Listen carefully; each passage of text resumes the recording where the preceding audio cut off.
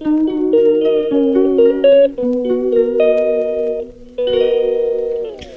দিনে বাঙালি মানে ঝুরঝুরে ভাত আর হচ্ছে মাটন কষা।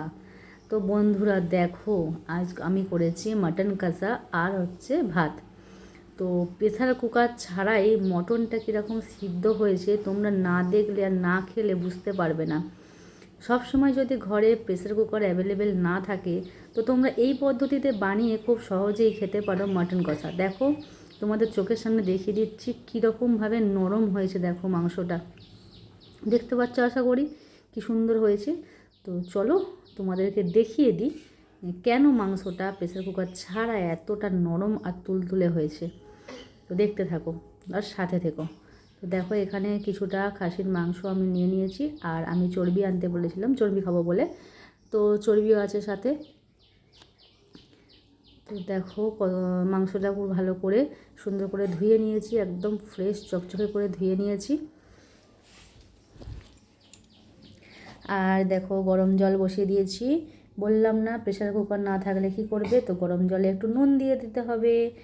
নুন দিয়ে তারপরে তার সাথে দেখো কি দিচ্ছি আমি, রসুন বাটা, একটু অল্প করে রসুন ছিঁচে দেবে, তার সাথে দেবে হলুদ গুঁড়ো।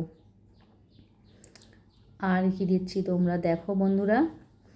তো এই পদ্ধতিতে করলে বাচ্চা থেকে বুড়ো হাড় শুদ্ধ চিবিয়ে খাবে, করবে গুঁড়ো গুঁড়ো। আর দেখো গোলমরিচ গুঁড়ো দিয়ে দিলাম একটুখানি, বুঝলে।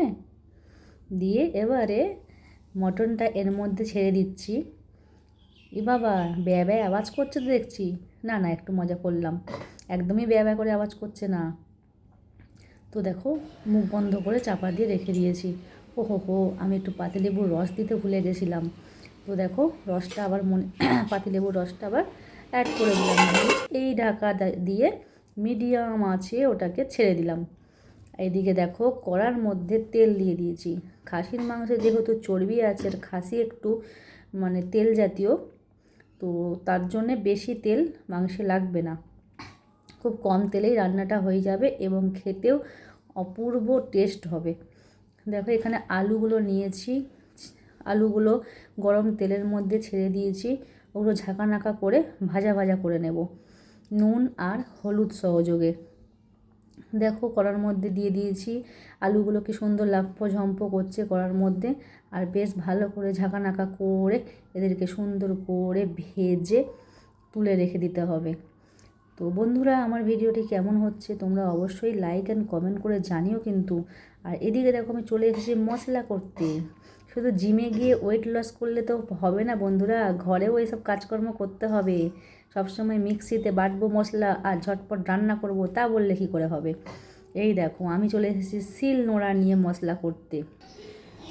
দেখো মশলার মধ্যে কী কী নিয়েছি জানো, আদা, রসুন, পেঁয়াজ আর একটু গোটা জিরে আর কাঁচা লঙ্কা, এই দিয়ে মশলাটাকে আমি দেখো কি সুন্দর শিল নোড়াতে বেটে নিয়ে এসেছি। আর এদিকে দেখো মেটে আর চর্বিটা আমি কিন্তু আলাদা করে রেখেছি, ওটা জলের মধ্যে দিইনি। এবারে কড়াতে তেল দিয়ে তেলটা সুন্দর করে ফুটে যাবে, তার মধ্যে দিতে হবে তেজপাতা, যেটা কোনো কাজেই লাগে না, তুলে ফেলে দিতে হবে ঠিক আমার মতন।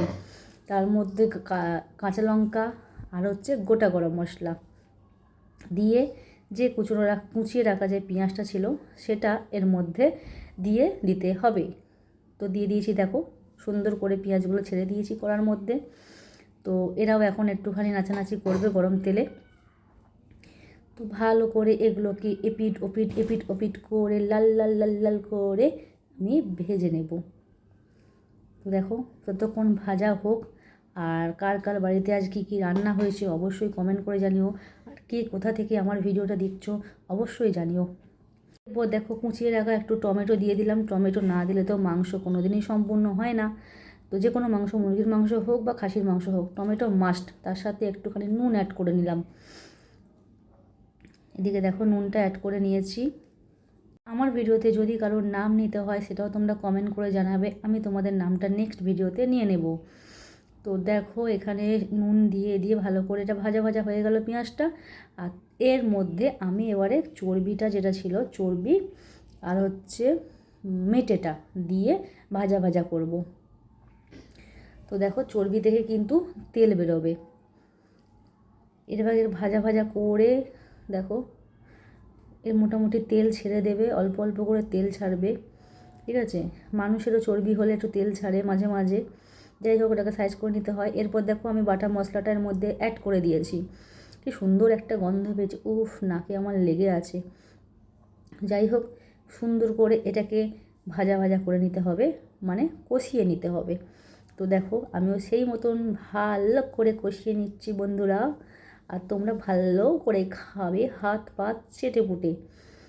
তো দেখো এইবারে যে সিদ্ধ করে রেখেছিলাম জলের মধ্যে, দেখো মাংসগুলোকে, মানে ছাগলটাকে জল থেকে তুলি খাসির মাংসটাকে জল থেকে তুলে এবারে মশলার মধ্যে ছেড়ে দিলাম।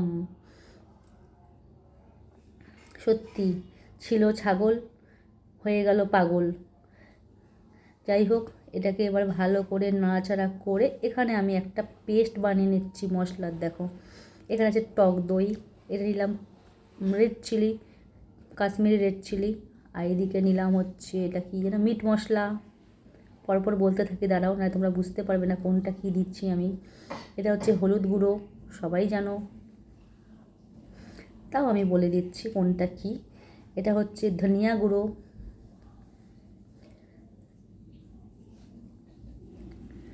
আর একটু জল দিয়ে এটাকে সুন্দর করে গুলিয়ে নিতে হবে, মানে ভালো করে পেস্ট করে নিতে হবে। তো দেখো আমি একটা চামচের সাহায্যে সুন্দর করে এটাকে ভালো করে গুলিয়ে নিচ্ছি।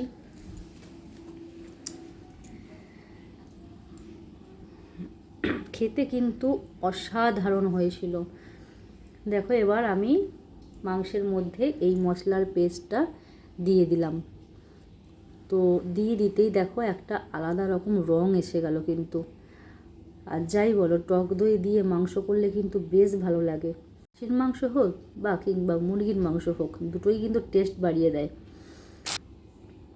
দেখো ভালো করে এটাকে কষিয়ে নিতে হবে, মানে ভালো করে কষিয়ে নিতে হবে, যাতে কড়াতে না লেগে যায় সেটাও খেয়াল রাখতে হবে। আর তেলটা ছেড়ে ছেড়ে আসবে সেদিকেও তাকাতে হবে। মানে প্রত্যেক সপ্তাহে না মুরগির মাংস খেতে খেতে খেতে খেতে না আর একটুও মুখে রুচি নেই। তাই জন্যে একটু খাসির মাংস আনা, এই আর কি। কিন্তু মধ্যবিত্ত ঘর তো, প্রচুর দাম, কম করে নিয়ে এসেছি, তবে কিপটে ভেবো না, 3 জন খাবো তো ওই জন্যে প্রচুর দাম। ওই দামে আমি মনে করি খাসির মাংস খাবো যেই টাকায়, সেই টাকায় আমার 2টো কুর্তি হয়ে যাবে। তো যাই হোক, খেতে তো হবে মাঝে মাঝে, একেবারে কৃপণতা করলে হবে না। তো দেখো চর্বিগুলো কি সুন্দর লাগছে, পুরো আমার মতন দেখতে লাগছে, চকচক চকচক চকচক করছে। একজন পাশে বাটি নিয়ে দাঁড়িয়ে আছে খাবে বলে। আর এদিকে দেখো যে জলটা ছিল, মানে হচ্ছে মাটন সিদ্ধ করার যে জলটা ছিল, সেটা আমি একটু একটু করে এতে অ্যাড করে দিচ্ছি। এই জলটা দিয়েই মাংসটা পুরোটা রান্না হয়ে যাবে। এই জলটা ফেলবে না, কোনোভাবেই ফেলে দেবে না এই জলটা, ময়লা ভেবে ফেলে দেবে না। এই জলটা কিন্তু একটা কালার, ঠিক আছে। দেখো কি সুন্দর লাগছে, দেখেছো, একদম মালাই মারকে। তো একদম দেখো তেল ছেড়ে ছেড়ে দিয়েছে, খুব সুন্দর একটা গন্ধও বেরিয়েছে। তো যাই হোক, গন্ধটা তো আমি এখানে আপনাদের বলতে পারছি না, এত সুন্দর গন্ধ আর এত সুন্দর টেস্ট হয়েছে, কি বলবো। আঙুল চেটে চেটে ভাত খেয়ে নিলাম, আর একটুখানি লেবু হালকা করে চিপে, ব্যাস। তো দেখো কি সুন্দর ফুট ফুট ফুট ফুট করে ফুটছে, যেন মনে হচ্ছে একদম ছাগলটা পুরো কথা বলছে, সরি, মাটনটা পুরো কথা বলছে। তো দেখো কি সুন্দর। তো যাই হোক বন্ধুরা, কেমন হচ্ছে রান্নাটা তোমরা সবাই একটুখানি কমেন্ট করে জানিও। আর এদিকে দেখো আলুগুলো এই পর্যায়ে দিয়ে দিয়েছি, দিয়ে ভালো করে নাড়াচাড়া করে নিচ্ছি। প্রেশার কুকার সবার ঘরেই থাকে, কখনো কখনো না থাকলে কি করবে, কখনো কখনো খারাপ হয়ে যেতে পারে। না থাকলে তোমরা সবাই কিন্তু এই পদ্ধতিতে করবে, একদম বলছি মাটন পুরো সিদ্ধ হয়ে একদম নরম তুলতুলে হয়ে যাবে, কোনো কথা হবে না, ঠিক আছে। তো দেখো মাংসটা ভালো করে ভালো করে কষিয়ে নিচ্ছি। আর তারপর এই যে মাটন যে স্টকটা ছিল সেটা ভালো করে এর মধ্যে কড়ার মধ্যে দিয়ে দিলাম। তো দেখো দিয়ে ভালো করে এটাকে নাড়াচাড়া করে ঝাঁকা করে এবার এটাকে ছেড়ে দিতে হবে হালকা করে আঁচে। তো বন্ধুরা সবাই কেমন আছো বলো। আমি কিন্তু বেশ ভালো আছি, তোমাদের ভালোবাসায় আশীর্বাদে। তোমরা কেমন আছো অবশ্যই কমেন্টে জানাবে। আর রেসিপিটা ভালো লাগলে অবশ্যই তোমরা বানিয়ে দেখবে। যেমন হচ্ছে দেখো আমার মাটন পুরো রেডি স্টেডি গো। এবার খাওয়ার জন্য একদম মানে কী বলবো, মানে পাতে দিলেই একদম, মুখে দিলেই বলে না, মুখে দিলেই মধুর বিস্ফোরণ, সেটাই হচ্ছে ব্যাপার, মুখে দিলেই মধুর বিস্ফোরণ। চলো টাটা বাই, সবাই ভালো দেখো, সুস্থ দেখো, টাটা।